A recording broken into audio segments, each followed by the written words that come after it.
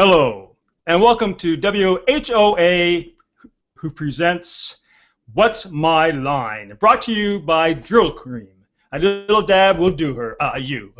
So, thank you, and I want to introduce our panel, our very esteemed panel of professional marketers. This is a very important show because we were called back. We have been on retirement since 1967, and we're all very happy to make this appearance here today. I'll tell you, medication is a wonder drug. Look how young we all look. So I'm going to introduce the panel now, and then we're going to play a little game of What's My Line? Now, how we play is that I will be the contestant today, and each of the panelists will ask me a question, which can only be answered by yes or no. If it's yes, they get to ask another question. If it's no, bzzz, the buzzer goes off and it's passed on to the next panelist. Whoever has the most yes answers, or who guesses what my occupation was upon leaving school, will be the winner, and then we'll go on to your questions. So let's introduce our panel. Jessica, would you like to say hello, please? Hello. I'm Jess Duell, and I work with company leadership who feel the pressure to perform and want to be so far ahead that you set the standard and impact the community outside of your work. You'll find me online hosting the Jess plus Scott plus You show, publishing the Shout About, and speaking about purposing resources for opportunity and growth, supporting and collaborating projects just like the Ray Bunch. Find me online at jessicaduell.com. Well, thank you, Jessica, and that was way more than we needed to know. Randy. Hello, I'm Randy Bowden. I run a small consulting agency, Bowden & Bowden, and I am a marketing and brand invigorator. Oh, how stimulating. Scott. Hi, I'm Scott Scowcroft. I am the Scott in the Scott treatment, and I repurpose primarily Hangouts on Air so that the shows that are produced have a life after the live presentation. And also, if you happen to be doing online courses, I get to be able to help you bridge the gap between your video that you record for your online courses and which you finally upload for your students.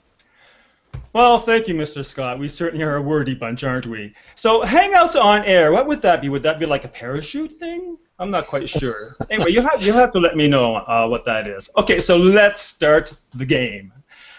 I am the contestant, as I said, and the panel has to discover or guess what I did upon leaving school. And because we had chatted about this before, and they knew what I did after university, we're going to go to high school. That was many, many, many years ago. So first we're going to start with Jessica. And Jessica, you go ahead and ask me the first question. Did you spend time outside? Yes. Did you help people? Yes. Did you lift bags? No. Bzzz. Okay. Randy. To clarify, when you helped people, were you face-to-face, like a customer service help of people? Yes. Did you take orders from people? No. Scott? Did any of your work involve your working indoors? Yes. Did you use a typewriter? No. Jess?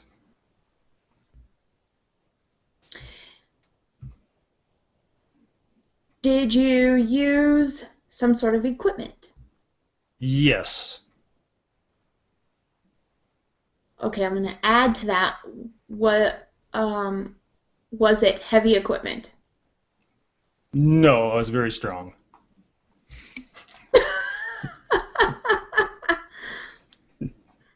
Randy? Did this involve physical labor? No. Scott? Did you wear a uniform? Yes. Did you handle money? No. Jessica? Did you deliver letters? No. Randy.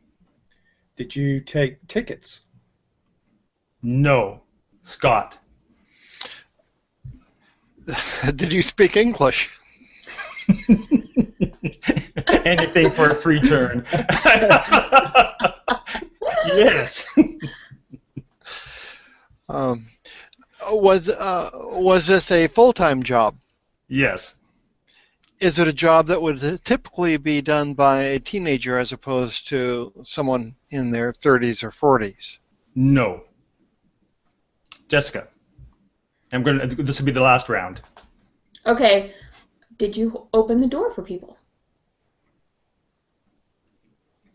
As part of your job? No. Randy.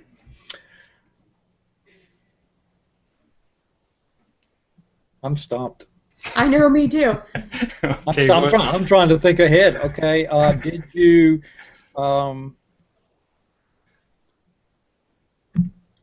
Did you drive an elevator? No. Scott, last question. All right. Did what you were doing? You did outdoors. Did it involve travel? No. Okay, so I think Jess has the most yeses. Anybody want to do a guess? I was leaning towards something like a bellhop. How old do you think I am? Okay. Well, you Don't said it answer was that, something Jess. teenagers don't normally do. That goes to riding the elevator as an elevator thing. We are black and white here. Okay, anybody a guess? Okay, I'm going to give you the answer, and I'm going to go into Technicolor, Peacock. So, I was a security guard at the Ontario Science Centre. Oh, cool. There you Cool. go. Wow. And my uniform was kind of a Dr. Spock thing. We had like a tunic kind of thing, and we had the walkie-talkie, like early kind of phones, and because it was a science center, we were like right out there. We had one of the first microwave ovens actually. So there you go. Cool. I think mine would have been easier to guess. Oh yeah. And what was it? Heavy equipment operator. Right after high school. Okay. Cool. Well, that wouldn't be so easy to guess. Oh well, Jessica hit it. She on her first round of questions, she asked if it was heavy equipment that you operated. That's what my dad did right out of school. Yeah. Really? Wow. Mhm. Okay, so on with the show. I'm just turning the saturation down a little bit, look a little bit red. Okay, so now, guys, people in the audience, hopefully you have questions for us, because we talk a lot about authenticity and transparency on this kind of social marketing space. And to tell you the truth, you know, I don't see a lot of evidence of it. There are a few people who I follow who I trust completely. If they say something, I totally understand it and believe it because they make a point of being transparent and not, you know, playing the same games everybody else is playing and trying to be the best and trying to put up the best foot forward all the time and trying to say what everybody else is saying. So I thought this week could be kind of fun since it's our diamond anniversary, our 75th show, that we turn the tables around and we try to be as open and transparent as possible and answer your questions. And each of the panelists are going to ask each other, we're going to ask each other questions about, you know, who are we, trying to get to know us a little bit better. And I think that's helpful in the sense because, you know, the show's not just about us. Every week we try to find topics that we think is going to help you. And I think this will help because we're going to be discussing exactly what it is. You know, what is authenticity? What's transparency? Why is it important to know these things? What has changed in marketing that we're even discussing that now? So this is what we're going to do. And if you have any questions, please drop them in the comment in the event comments. And again, if there's silence, we'll ask ourselves each other questions as well. So where do we start? Who's going to say, okay, all right, being the hostish kind of guy, I'm going to start and I'm going to ask someone a question. And I'm going to ask Jessica. I know this is dangerous, but I'm going to ask I'm going to ask Jessica, why are you doing what you're doing? And we're going to try to keep this short because we want a few questions to go through. So why are you doing what you're doing? Everything that I've ever done always ends up supporting the people around me and the people who are working with others that I work with. So I've always naturally ended up in a place of educating, of problem solving, of obstacle removing, and I'm continuing to do that day by day.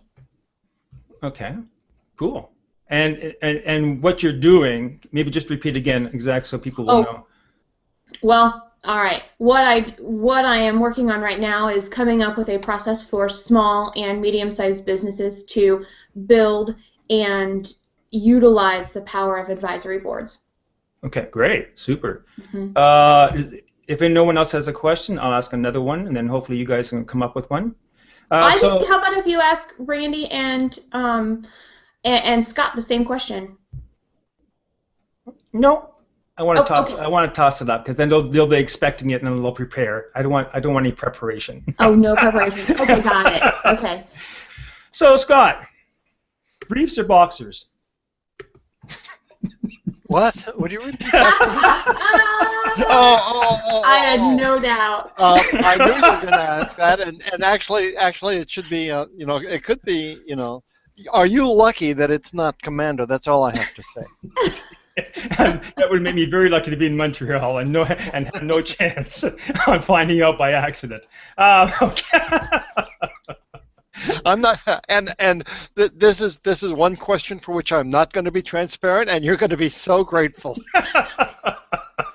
Randy, okay, so listen, we know that you come from an advertising and marketing branding background, and you're passionate about what you do, and you're very good at what you do. But tell us what you love about it and what you hate about it. What I love about it is seeing an idea that I have a mind that is always working and thinking, and I see an image and it just starts churning. So what I love very much about it is getting an initial inspiration and seeing the outcome down the line, ever how long that might take. Sometimes it takes hours, sometimes it takes a year. So I really enjoy that. What I hate about it, the business. I guess you need to clarify that. Okay. What do I hate about your profession? What you're doing now? I've always hated the fact that people, perceive those of marketers as the guys that are salesmen, and that's the furthest thing from the truth. We're all salesmen in any business, but and that it's an easy, anybody can do it, which is totally bullshit, and it's a science, and it takes a lot, and it's really proliferated now with online digital space. One of the things that I hate right now, just to give you an example to bring it to date, is someone who is a code writer, but if you read their blog or something like that, they portray themselves as a marketer. And all they're doing is developing websites or writing code or something like that. Furthest thing from the truth.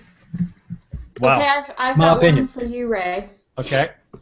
Okay, Pat Snow asks, Ray, would you be willing to share the names of some people you trust? Wow. Well, why not? I mean, I think one of the people that I really have grown to admire and not always agree with is Danny Brown. I think he's genuine. He calls people out. Sometimes, again, as I say, I agree with him. Sometimes I don't. I would say, I mean, it's kind of hard on the top of my head, but people that I engage with, I would give you one more. I'd say Mark Traphagen. I've had several, relationships with him online and communications and conversations, and he, again, will tell you the truth. And so I would say those two people for sure. Say Danny and Mark. There are other ones, but I'd have to think about it a bit longer. Scott? I'm going to ask Well, I'm going to ask you a real question now. okay. You're going to ask me, and then I'll ask you a question. Okay. So we know that you're doing the Scott treatment. We know that you do repurposing of HOAs, especially, and you're doing a fantastic job of that. But before that, you were in cable TV. Is that something you always wanted to do as a child? What was it as a child that you thought you would be when you grew up? Well, I thought I might always be in media. Partially, my family was in media, so my mother was a copywriter at the local TV station, and my brother was a camera operator at one of the TV stations. So I always thought I might be in the media. So that's part of the answer. The other is I didn't know what I wanted to be when I grew up, and it wasn't until much later in life that I finally thought, okay, that's something I can do, and settled in on it. So the real answer to your question is I don't know. I didn't know what I wanted to be when I grew up. Okay, but you had influences in your family, which certainly helped. So it was just always too easy to get a job in broadcasting. I would have loved that. I mean, that would have been amazing. So, Scott, you had a question you said for me? Yeah. Could you define what it means being Canadian to you? Boy, we only have half an hour, don't we? Well, I would say the flippant answer would be not American. I would say that. Well, because I mean that is flippant, but on the other side, that's really the basis of why Canada exists. It was John A. Macdonald's. He was a super monarchist, and he basically pulled the country together so that they wouldn't become American. So, but I would say on the whole, we have a collective mentality here. We believe the government exists to serve us, and so we kind of have this thing where it's less individualistic and more communal, in the sense that we kind of think, first of all, in terms of laws and legislation, what's good for the community. So we don't have the same emphasis on individual rights. We have a Charter of Rights and Freedoms, which protects our rights to freedom of expression and all those things, but it also insists on collective rights in terms of what is good for the collectivity. I don't know if that made any sense, but that's, you know. Okay. Jessica? Yeah, okay. I'm going to ask Randy a question. All right, Randy. And this just goes because of something you said earlier. It popped into my brain. I want to know, are you still mechanical and handy? Yeah, I would say so. Yeah. I probably because of age and maybe just because of some successes, I don't do as much as I used to, but I shared that after high school I was a heavy equipment operator. You know, I left high school, went to work in construction, adapted to that pretty quickly, and I still, one of the most enjoyable things to me is to get on a tractor and mow grass or harrow a field or just move dirt or something like that. It's very therapeutic. I've always done that. One of my passions also is I'm a Southern guy. I grew up hunting and running the woods with my grandfather. Hunting's a year-round sport in the fact that we manage the land that we hunt on, and so you do a lot of work. I always had more fun in the off-season of hunting because I was doing land management with heavy equipment. Wow, very cool. Okay, any questions? Any questions from out there? I don't see any. No, okay, so I'm going to ask another question then. So, when you're not doing what you're doing for a living, what do you like to do the most? And I'll just put it out there. Who wants to answer that? Drink whiskey. Oh, anybody that follows you on Facebook knows that. Okay. I wish I would have said and that. hopefully not at the same time you're driving heavy equipment. Sometimes that is. Sometimes that is the case. Yeah, that's the way it goes sometimes. Scott, what'd you like to do if you're not doing what you're doing? I always hate that question because I always feel that no matter what I come up with, it'd be so boring. You know, I really, you know, I just do normal stuff that everyone else does, and I enjoy it, whether it's outdoors or with family, or, you know, I've gotten into baking a little bit. So, but by and large, I've always been a workaholic, so I've always had trouble with that question. No, that's now So, that's a good answer because that's we fall into that, don't we? Especially see, people who are working themselves. Sorry, Randy, go see, ahead. see, Ray, William Rock, our good friend William, said Yeah, he's running a tractor at age 6. you I mean, guys. That it's just explains one a of those lot. things. I wonder if the comment tracker stopped working. Did it? No, I can pull it up actually. Okay. There you go. I grew Oh, up good. in There we go. construction and ran a and ran a tractor. Good for you, William. And I bet you William can still run that tractor too. Okay, so let's see. And one more question. We're going to go with influencers. So I'm going to go down the panel. Jessica, give me. Oh, I don't know. It's kind of unfair to say one influencer, but just when I say who influences you, what do you think? I would say, first and foremost, both my mother and my father are very big influencers in my life and what I've learned from them and how I look at the outside world because of them. And then outside, I look backwards in history to people like Eleanor Roosevelt, and I look today at women like Hillary Clinton, and I see amazing people all along the path on their individual journeys, and so I know I can find something that would influence me and be exciting about every single woman on their journey wherever they happen to be in their life. But there were a few. Cool. Randy? Well, Jessica's right, and it's not a cliche. Certainly, my mother and father were my main influencers, and beyond that were my grandparents from both my mother and father. All of them had an imprint on my life and still do today. When I look back, I would think, as a leader, as somebody that I've always admired would have been Teddy Roosevelt. I've always considered him like one of the icons of leadership, the guy that could do anything.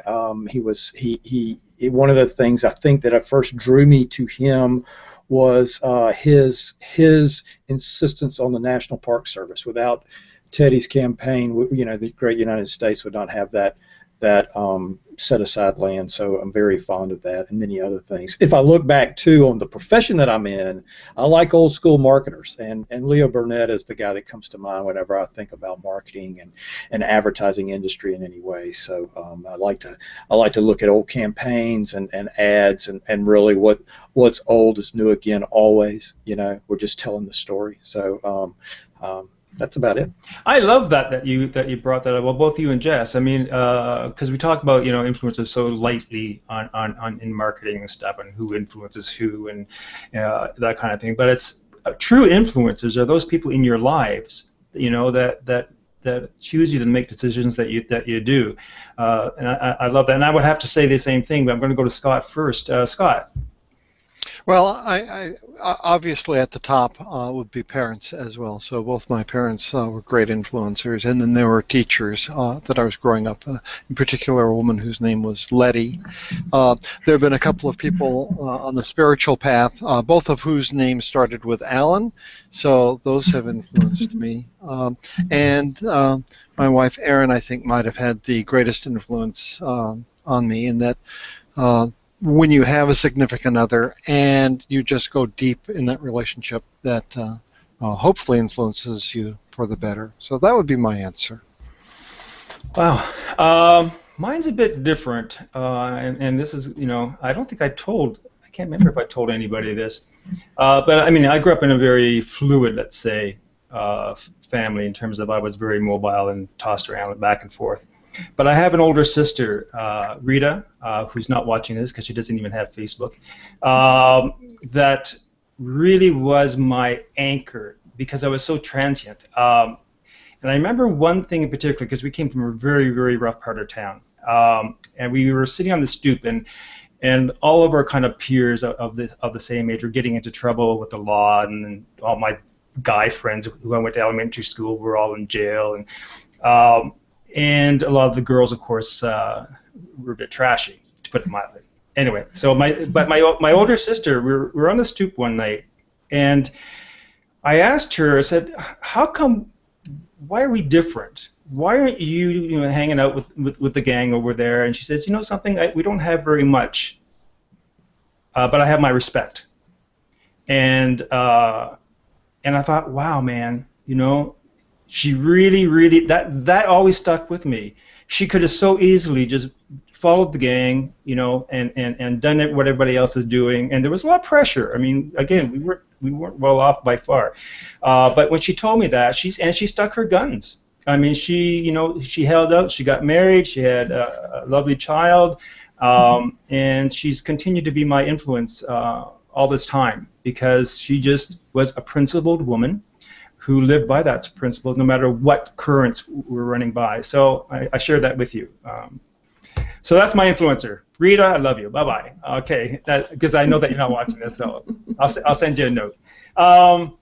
So we're going to go to the takeout section, and I asked each of the panelists to give their choice of most influential book that they've written, something that they hang on to or maybe refer to often. So each of us have a book that we recommend. And let me just start with Jessica.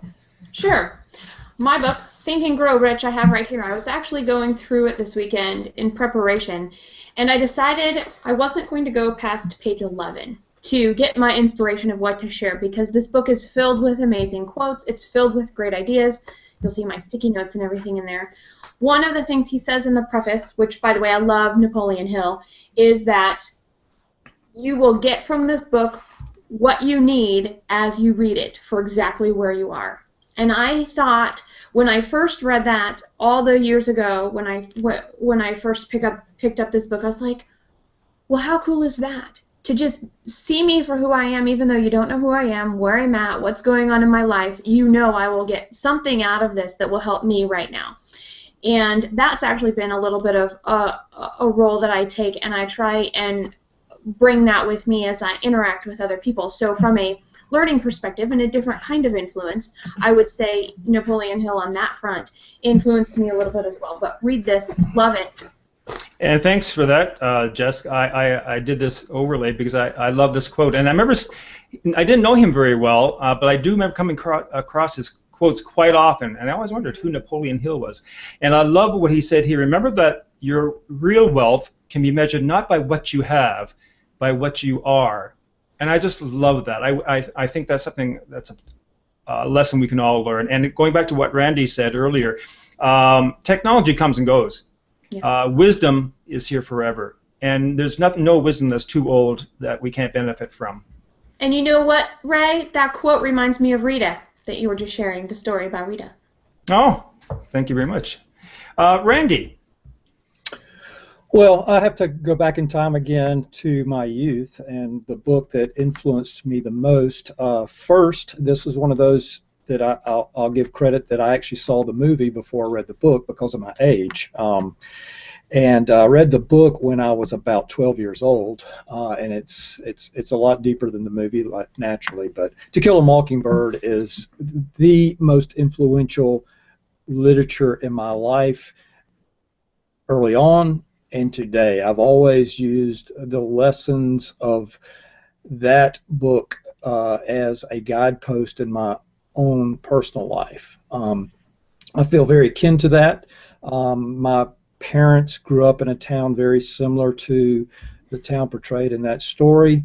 I grew up in the South. I'm very familiar with the actions and the things that are portrayed in that book. And Harper Lee probably is considered one of the most influential in delving what the brush with racial inequities, loss of innocence, a kid coming of age and struggling parents. It attacked things of single parenthood and things like that are just it's just a great guide. And I do believe that I read one time where it is really considered, if not second, it might even be in first place with many to the Bible as far as a needed read. Wow, that's quite an endorsement. Well, again, like you, I saw the movie first, and I love this quote from it. The one thing that doesn't abide by majority rule is a person's conscience. And it's funny, when I read this first in school, I never thought of it as that kind of book. I just thought, well, great story. But when you get older and you're more conscious of the history and the context that it's written in, how forward-thinking this was, how progressive it was, it's quite astounding. Yeah, it showed, it showed the divisions of classes, and that could be it was certainly geared in the South, but it could be in any region. But it showed the poor, ignorant attitudes and the socially astute attitudes and the conflicts and of how you intermingle and how you have to get along, and how change doesn't come overnight. It's brushing up next to something, telling a story, giving the story time to take root, and seeing the changes come out the other end. So, and I've used that in my profession. I mean, that's what you do. That's one of the best stories that I've ever read. So, thanks so much for that recommendation, Scott. Well, hi. My selection is Dale Carnegie's How to Win Friends and Influence People, and I thought that was somewhat of an unfortunate title when I was growing up, because when I first heard it, I thought, oh, well, this is a book about how to manipulate people. And in fact, I eventually read it, and I discovered that all it is just those basic common sense things that people do to get along with each other. So that was the book that I selected when you asked for a book that was influential. Thank you. That's a great book, and it was one of my first things. Actually, it was right after my security job that I took a Dale Carnegie course. And it is an old book, but again, wisdom doesn't age, man. Everything he said in that book is so relevant, and I love this. And a big part of his book is about empathy. It's about putting yourself in the other person's shoes. And this quote that I pulled, to be interesting, be interested. How many times do we talk to people and they're glancing over our shoulders, or they're looking at something else that's going to come along? This is so true, whether it's marketing or whether it's personal relationships. Talk to the person you're talking to. Pay attention, basically. I love that. Thank you very much, Scott. Mine is a bit more marketing thing, but I also, in the same token, I read it as a marketing and business book earlier when I first read it, but I've read it like 3 times since then. And because I love how Seth Godin makes business art and uses that analogy a lot. And I think we forget that what we do isn't just transactions. It is art. We're giving people things that will change their lives, and that's why I like his definition here, that art is a personal gift that changes the recipient. The medium doesn't matter; the intent does. And we've talked about this on this show several times, about the medium and using that and as a crutch and letting that define what your message is. And we should not do that. Always, it's about the message, and we make art when we influence someone, when we change their behavior, when we give them pause to think about doing something differently than the way they've done it before. Anybody want to add anything before we close off today? Happy 75th anniversary. Well, thanks. Ray? 75. Wow. Congratulations. Thanks for bringing us together, Ray. It's been a short 75 luncheons, but they've all been very enjoyable. Yeah, and you don't look a day older than 70, Randy. It's the whiskey, I tell you. They give it to us at bourbon is good. Well, I have a call to action for the 75th show. If you haven't followed and subscribed to Ray's YouTube channel to get the updates, to get the takeout pieces, to get the shows, please do so. Oh, thank you very much. I appreciate that, Jess. So thanks, everybody. I didn't know where this show was going to go. I felt kind of guilty at first, thought it might be indulgent, but I really enjoyed that, and I hope you got to know a little bit more about us, so that next week when we go back to sort of our normal format, you'll have more context to put in it. And if you have any questions, keep on asking, right, either your event page or post us on Google Plus or over on Facebook. Follow us on Twitter, Facebook, any place that you can find us, and we'd appreciate that. So until next week, thanks very much. Thanks, bunch. Love you a bunch. Bye-bye.